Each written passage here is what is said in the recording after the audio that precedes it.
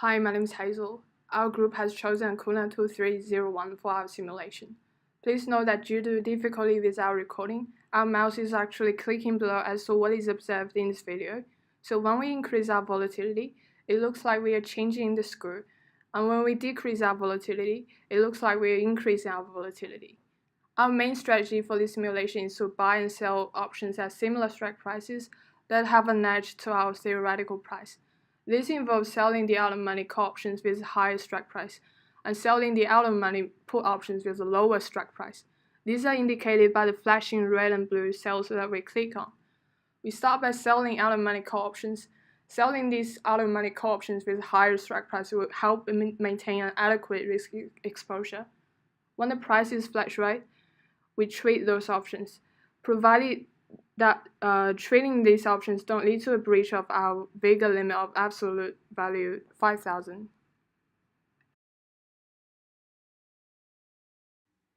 Hi, I'm Rami, and so in addition to our Vega limit, we also have a delta limit with an absolute value of 5.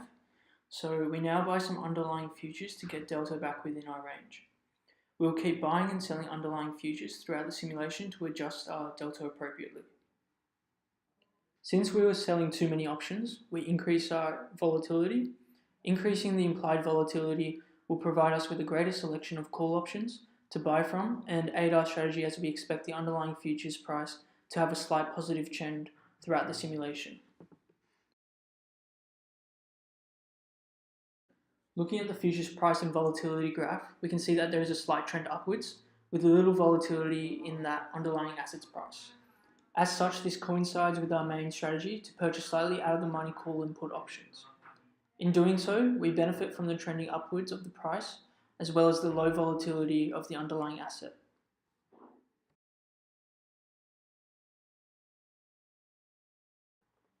We want options to be cheap in terms of the implied volatility pricing because our trading strategy relies on the profit of out of the money call and put options. This is done by purchasing and selling options as long as we remain below that Vega limit, with that limit representing a measure of risk exposure to changes in implied volatility. What this means is that the position will gain from any associated rise in volatility.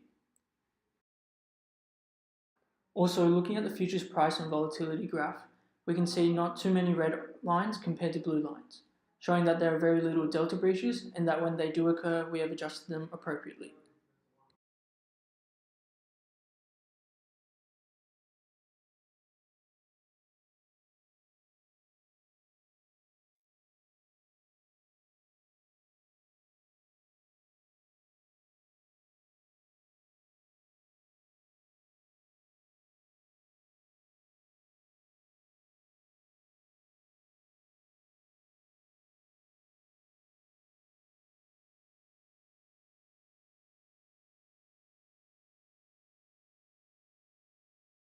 So my name is Xingya Wang. Since we're getting a lot of opportunities to buy the option around the delta 0.9 level, we decrease our volatility to reduce the price of options. Throughout the simulation, you will also see that we are constantly resetting our quotes. We reset our quotes to ensure our bids and offers will go into the market, and in order to do that, we will stay competitive in the market.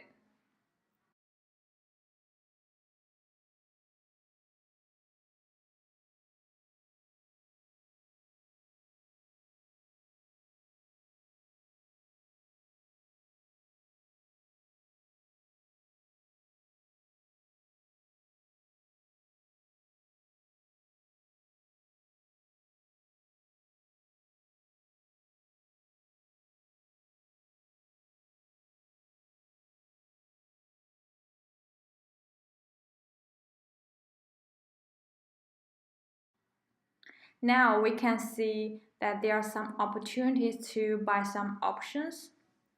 However, we try to avoid these opportunities because our Vega is around 5,000 and reach the limits. We are heading towards the end of simulation, and we are now looking for opportunities to sell options in order to reduce our Vega to manage the great risks. And we want to make sure our Vega will have an absolute value under 5,000. So now we sell some options which reduce our vigor. We also sell an option combination which has a very high vigor. And as you can see, they dramatically decrease our vigor down to about 1,400.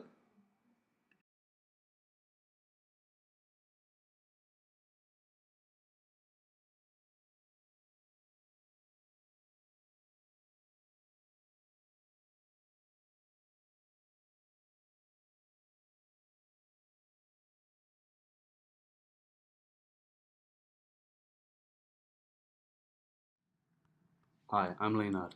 The simulation has now ended, and now we will take a look at our risk matrix. We can see that our strategy was successful in making profits, except for when the price movement was positive 30%. Our Vega was kept under control within the limit of 5,000, except again when this price movement was also positive 30%. Our Theta and Gamma were also stable except in that scenario as well. The deltas were mostly kept under control except for the higher price movements, although we are not too worried about this because if this scenario occurred, we would just buy some underlying futures to get our delta back under control. The gammas were also kept under control, except for the higher price movements, due to the selling of more options than buying. We can see that overall, the positive 30% price movement was a problem. However, this is quite unlikely to occur in the market, and hence we are not too worried. If the scenario did occur though, we would adjust our strategy appropriately to keep the Greeks under control. A problem with our inventory was that we bought and sold a bit too many option combinations, and this is a problem because option combinations tend to be quite risky. Hence, if this situation occurred again, we would try to reduce the number of option combinations we buy and sell. Overall, under most of the scenarios, our P&L is steady and positive, and for the most part, the Greeks were kept under control. Thank you for watching this simulation.